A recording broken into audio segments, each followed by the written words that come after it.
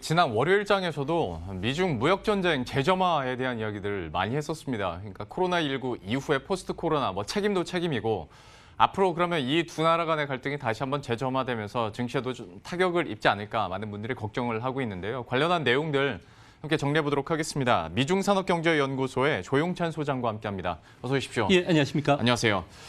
먼저 책임 공방 얘기부터 해보도록 하겠습니다.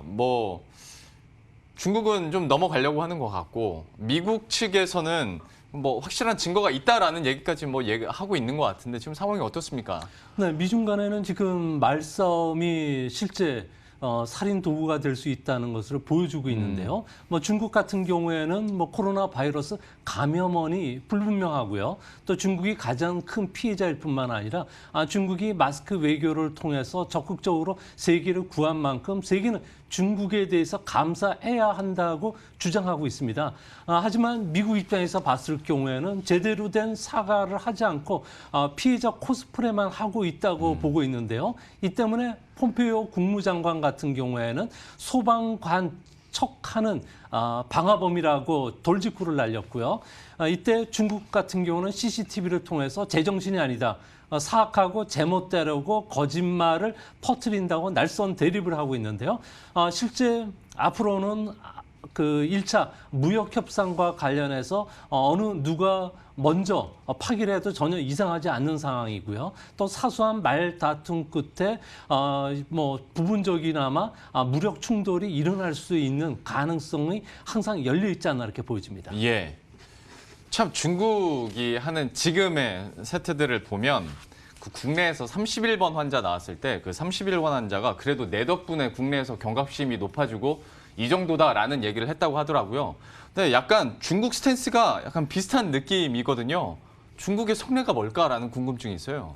네, 중국 같은 경우에는 당 그리고 지도자 같은 경우에는 오류가 없다고 이야기하고 있습니다. 이 때문에 중국은 4천만 명이 죽은 대약진 운동 그리고 10년간에 걸쳐서 수백만 명이 죽은 문화 대혁명 같은 경우에도 사과를 전혀 하지 않고 있고요. 역사 교과서에는 오류, 그러니까 실제 실수라는 단어를 쓰긴 했는데 이것도 지금은 사라지면서 어려운 탐색과 건설적 성과라는 표현으로 바꿨었습니다. 예. 이 때문에 앞으로 중국 같은 경우는 세계 언론에 막대한 돈을 써가면서 중국이 강력하고 그 세계를 구했던 쪽을 홍보를 해줄 것으로 보여진다는 점에서 앞으로 그 세계로부터 반발이 상당히 거세지지 않을까 생각이 됩니다. 제가 중국어를 할 줄 몰라서 지금 나가고 있는 만평 있지 않습니까? 지금 뭐라고 하고 있는 겁니까, 저게? 자, 빨리 일어나야지 중국에 감사해야 된다는 이야기를 해야 될 거 아니야. 그런 이야기입니다. 이게 중국의 여러 가지 언론 보도를 통해서 나온 내용을 뉴스위크지가 만평으로 그려낸 내용인데요. 이거와 같은 그 행동을 하고 있기 때문에 세계가 같이 공분했던 것으로 보여집니다. 우리 입장에서 봤을 때는 약간 적반하장인 것 같은데, 예, 지금 스탠스는 양국의 스탠스가 이렇게 나오고 있고, 어쨌거나 지금으로서는 우한 발언설이 가장 크게 비중이 실리고 있고, 사실 돌아가는 상황만 보면 거의 기정사실화처럼 얘기는 됩니다만은 그래도 뭔가 증거는 있어야 되니까 지금까지 나온 자료들은 뭐가 있습니까? 네, 트럼프 대통령은 3일 폭스 뉴스하고 인터뷰에서 중국이 끔찍한 일을 저질렀다. 그리고 폼페이오 국무장관 같은 경우에도 많은 그러니까 다양한 내용들을 갖고 있다는 이야기를 했습니다. 중국 인터넷에서는 어제부터 갑작스럽게 이야기가 돌고 있는데요. 우한 바이러스의 연구원이 유럽에서 미국 대사관에 신변 보호를 요청했다는 이야기가 나오고 있습니다. 특히 작년 12월에 그 바이러스가 첫 확인된 곳이 우한이었는데요. 중국의 우한 같은 경우에는 바이러스 연구소에서 게놈을 조작하는 연구를 해왔고 국제학술지에도 이를 발표를 했다고 합니다.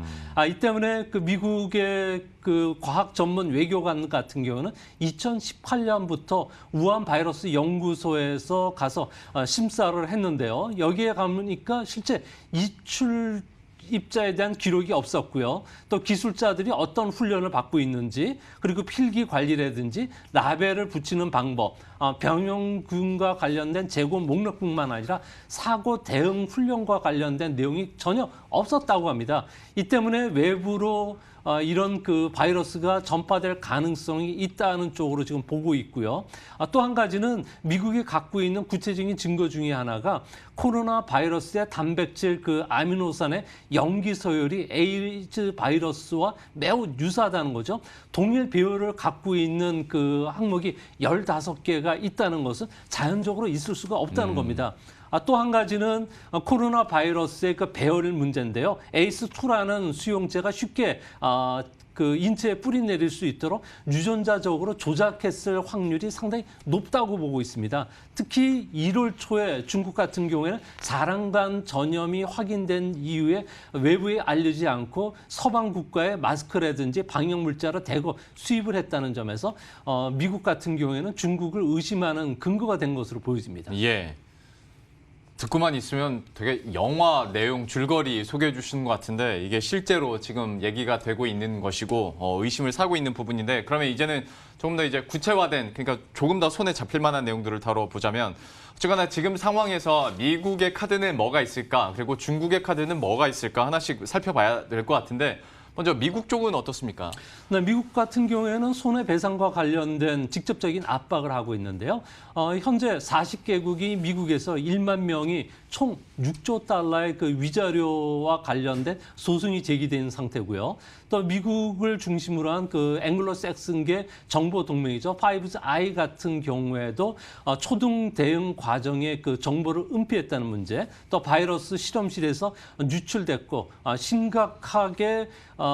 심각한 사항을 WTO에 그 보고하지 않았다는 점에서 중국이 은폐 시도를 했다는 것만 가지고 480조 원에 달하는 G7 국가들의 피해를 보상해야 된다고 압박을 하고 있습니다.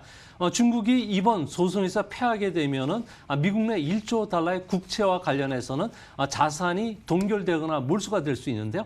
법적 근거는 국제긴급경제권한법에 의해서 국채를 비활성화시킬 수는 있습니다. 이렇게 되면은 미국의 달러에 대한 신용도뿐만 아니라 미 국채에 대한 신용도가 떨어질 수가 있기 때문에 이 방법은 쓰지는 않을 것으로 보여지는데요. 우리 증시하고도 가장 관련돼 있는 부분이 중국에 대해서 서방 국가들이 세계 공급망에서 축출하는 작업이 벌어질 수 있다는 겁니다. 중국 기업과 기술 공유를 못하도록 서방 국가들이 같이 단합을 해야 된다는 거고요. 두 번째로는 중국 수입품에 대한 징벌적 관세를 부과시킬 것으로 보여집니다.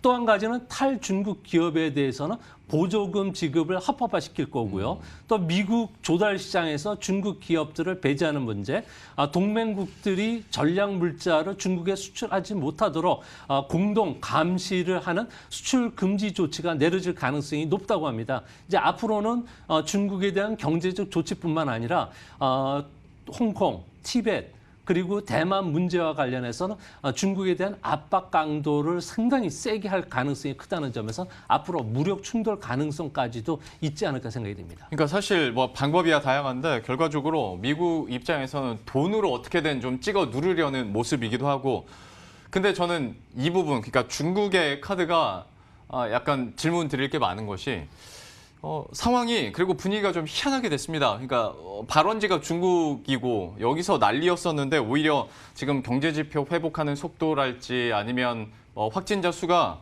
미국보다 중국이 더 여유로운 느낌이거든요. 하다 보니까 중국 쪽에서도 꽤 세게 나가는 그런 느낌인데 지금 중국 측에서는 어떤 압박카드 내놓고 있습니까?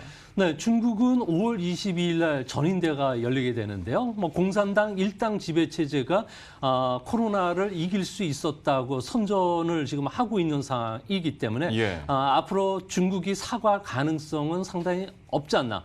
미중 간에는 극한 대립까지도 일어날 수 있을 거로 보여지는데요.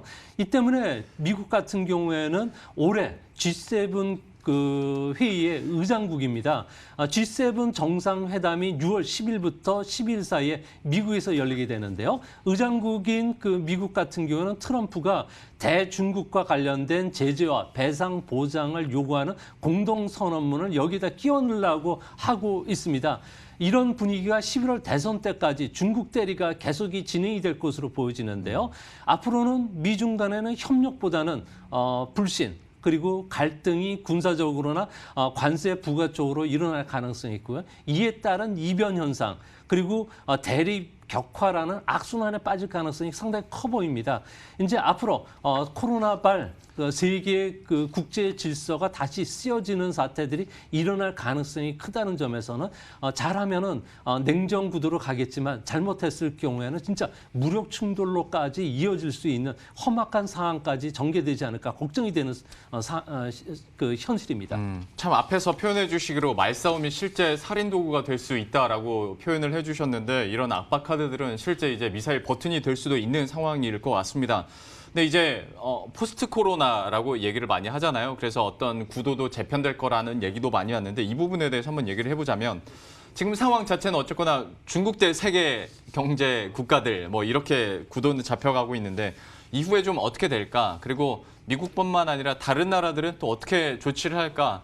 참 여러 가지로 궁금한 점이 많습니다. 어떻습니까? 네, 중국 같은 경우에도 그 미국이 항상 늘리지 않고 반격 카드를 계속 꺼낼 수밖에 없고요. 또 이렇게 되면은 아무래도 1차 무역 협상과 관련해서는 무효화를 선언할 가능성이 큽니다. 이렇게 되면 미국 같은 경우는 당장 관세 부과에 나설 가능성이 크고요. 또 농산물 수입 중단뿐만 아니라 시장 개방 약속도 철회시킬 가능성이 있습니다. 이뿐만 아니라 위엔화를 경쟁적으로 절하시켜서 아시아 시장의 통화 위기를 또 초래시킬 수가 있고요. 남중국해뿐만 아니라 대만 해협에서 군사적 긴장감도 미국을 겨냥해서 높일 가능성이 큽니다. 이뿐만 아니라 서방 국가들이 미국 주도하고 있는 중국 봉쇄 전략에 동참을 하겠을 경우에는 중국 관광객의 그 송출 중단뿐만 아니라 농축산물 그리고 광산물에 대한 수입을 금지시킬 수도 있고요. 유학생 송출 중단과 같은 조치들이 이어질 가능성이 큽니다. 이렇게 되면 서로 각자 시장에서 각국의 상품에 대한 그 배제 운동이 일어날 가능성이 커지게 되는데요. 이렇게 됐을 경우에는 조금 전에도 이야기했듯이 최선의 시나리오는 냉전 구도로 회귀할 가능성이 크다는 점에서 이번에 패권 전쟁 구도는 장기화될 가능성이 상당히 크지 않나 이렇게 보여집니다. 근데 저는 이제 요즘 뉴스들을 보면 궁금해지는 게 미국도 그렇고 아니면 다른 뭐 유럽 국가들도 배상 청구 얘기를 하지 않습니까? 근데 이게 실제로 가능합니까? 네, 배상 청구는 충분히 가능하다고 봅니다. 중국이 은폐 시도가 있었다고 확인이 된다면은 이거와 관련된 손해배상이 벌칙성 금액을 부과받게 되게 되는데요. 이렇게 되면은 현재 미국에서 진행되고 있는 4조 달러에 달하는 40개국의 그 소송이 전 세계로 번지면서 30경 원 정도까지도 확대될 가능성이 크다고 합니다. 이렇게 되면 중국 같은 경우에는 아무래도 미국이 주도하고 있는 국제 그 사찰단의 중국 진입을 막을 것으로 보여지고요. 이 막는 자체를 근거로 해서 중국을 또다시 압박할 가능성이 크다는 점에서 세계의 그 국제 질서는 그야말로 앞을 내다볼 수 없는 협력보다는 갈등, 이변, 그리고 갈등이 고조되는 국면으로 계속 흘러가지 않을까 생각이 됩니다. 30경이면 별로 느낌은 안 오네요. 어마어마한 돈이다. 이거는 이 정도면 중국도 감당할 수 없을 돈이다 정도로 생각하면 될 것 같은데, 근데 뭐 어떻게 세계 경제 구도가 재편이 될지는 물론 봐야겠습니다만은 그러면 이런 혼란스러운 상황에서 한국 기업들에 대한 영향이 좀 어느 정도 될까라는 걱정이 사실 이게 제일 크거든요. 여기에 대해서는 어느 정도로 보고 계십니까? 네, 미중 냉전 구도로 들어간다면 한국이 선택할 수 있는 여지는 없습니다. 아무래도 먹고 사는 문제보다는 살고 죽는 문제가 더 중요하기 때문에 동맹국 편에 서야 되고요. 동맹국 편에 서지 않는다면은 미국이 갖고 있는 원천 기술을 가지고 사용한 반도체라든지 뭐 조선, 각종 그 전자제품에 대해서 대외 수출이 금지될 수가 있고 미국으로의 수출이 금지가 됩니다. 앞으로 21세기 버전의 코콤이라고 하는 공산권 수출 통제가 제기가 될 가능성이 큰데요. 이에 맞춰서 우리 같은 경우에도 현재 중국에 대한 그 수출 의존도를 낮춰야 되지 않을까 보여집니다. 우리나라 제조업 같은 경우에는 해외 생산 비중이 25% 차지하는데요. 이 중에 40%가 중국에 의존하고 있습니다. 특히 전기전자나 자동차 같은 경우 더 심한 상황인데요. 기업 입장에서 보면은 삼성전자가 2009년도에 베트남 공장이 가동이 되면서 휴대폰 생산을 베트남으로 이전을 했습니다. 예. 그러면서 중국 시장의 휴대폰 점유율이 2%에서 1% 미만으로 떨어졌는데요. 네. 공장을 이전하면은 아무래도 중국 시장을 잃을 가능성이 크지만 탈중국화를 서두르지 않는다면은 전체 수출에 영향을 받게 되고요. 우리나라 수출 같은 경우에는 부가가치 무역을 중심으로 해서 이루어집니다. 달리 표현하면은 우리나라 자본, 기술이 중국에 공장을 만들고 중국에서 싼 인건비로 생산을 한 뒤에 미국에 수출하는 구조가 되는데요. 이런 상황을 고려했을 경우에 중국 수출의 비중을 절반 정도로 낮추고요. 북위 23도 국가의 베트남이라든지 미얀마 그리고 파키스탄이나 인도 쪽으로 공장을 빨리 이전시켜야지만 앞으로 중국과 미중 간의 싸움에서 우리가 좀 피해갈 수 있지 않나 보여집니다. 비즈니스에는 이런 그 이야기들이 있습니다. 1등과 2등이 싸우면 3등이 사라진다는 이야기가 있는데요. 고래 싸움에 새우등이 터지지 않기 위해서는 앞으로 상관하게 서로가 연구하고 머리를 맞대야 되지 않을까 생각이 됩니다. 그러니까 1등이랑 2등이랑 싸우면 3등이 올라가는 게 아니라 사라질 수 있다라는 얘기를 좀 눈여겨봐야 될 것 같고 우리 국내에서도 좀 어떤 산업 구조 조정에 대한 재편도 그래서 더 필요성이 대두가 되고 있는 것 같습니다. 중국 경제에 대한 이야기들 조금 더 얘기해 보도록 할 텐데 물론 중국 측에서 중국 정부가 얼마만큼의 대규모 경기 부양책을 내놓을지는 지켜봐야겠습니다만은 어쨌거나 경제 성장률에 대한 악화는 기정사실화돼 있는 상황인데 어느 정도로 우리가 가늠을 해야 될지 그리고 여파가 어느 정도로 될지 어떻게 분석하십니까? 네, 올해 중국은 전인대에서 성장률 목표를 크게 하향시킨다든지 목표를 발표하지 않을 가능성이 높은데요. 아무래도 이번 코로나 바이러스로 인해서 중국의 올해 성장률은 잘해야 2에서 3%에 그칠 가능성이 큽니다. 이제 문제는 앞으로 미중 간의 갈등이 심화되고요. 중국 안에서도 정정 불안으로 인해서 개혁 작업이 더디게 진행될 가능성이 큰데요. 이렇게 되면 중국 같은 경우에는 노동력 감소뿐만 아니라 생산성도 둔화되면서 중국의 잠재 성장률은 급속도로 떨어지게 됩니다. 중국에서는 그 세계은행뿐만 아니라 국론발전연구센터 같은 싱크탱크가 공동으로 조사한 자료를 그림에서 보여지고 있는데요.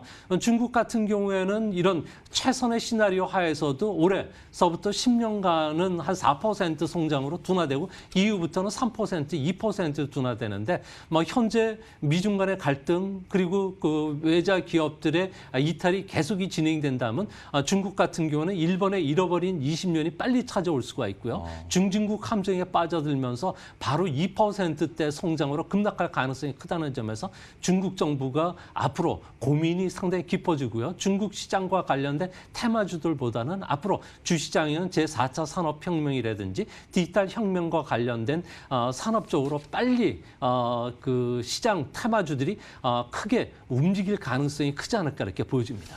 참 중국에서 성장률 전망치나 목표치를 발표 안 해도 옆에서 해석하기로는 얼마나 안 좋길래 발표 안 하는 거야 라고 하면서 또 일이 커질 수도 있는데 그렇다고 하자니 너무 상황이 안 좋을 것 같고 이것도 중국 정부에서 참 고민이 많을 것 같습니다. 어떤 부양책들을 내놓을지까지 한번 지켜보도록 하겠고 이런 상황에서 우리나라를 포함해서 미국과 중국의 이런 상황들이 계속 이어지다 보면 항상 첫 번째로 나왔던 현상 중에 하나가 신흥시장에서 자금이 이탈하는 거지 않습니까? 그러면 이 가능성도 지금 열어둬야 되는 상황입니까? 네, 그렇습니다. 우리나라 같은 경우는 월요일 날 7천억 원 이상 외국인들의 그 순매도가 있었는데요. 이런 현상들은 앞으로 자주 보게 되지 않을까 보여집니다.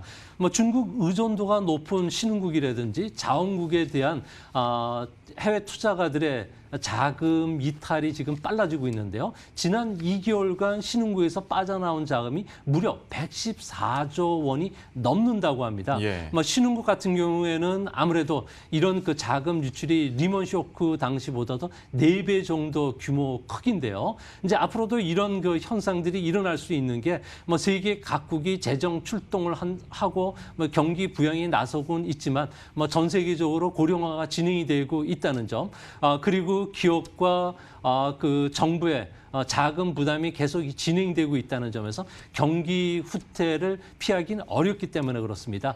현재 IMF IMF 가입국이 189개국인데요. 자금 그 긴급 요청을 했던 국가가 현재 100개국이 넘는다고 합니다. 이제 앞으로도 이런 현상이 계속이 된다면은 환율 하락까지 겹쳐질 수가 있기 때문에 신흥국에서 자금 유출이 지속이 되는데요. 다만 이런 것을 피하기 위해서 우리 정부 입장에서는 지금이라도 빨리 정부가 이 프로를 보고 계시다면은 해외 투자가를 대상으로 IR 활동을 하면서 그 원팅 코리아의 그 저력 그리고 우리 기업들이 이번에 중국과 관련된 부분에서도 피해갈 수 있고 펀더멘털이 좋다는 점을 홍보를 하지 않으면은 외국인 자금 이탈은 계속이 진행될 수가 있을 거로 보여집니다. 이 때문에 앞으로 외국인 자금 이탈과 관련해서 좀 면밀하게 체크를 해주시고 이거와 관련된 그 완충할 수 있는 여러 가지 제도적인 장치도 서둘러서 마련해야 되지 않을까 생각이 됩니다. 제도적 장치와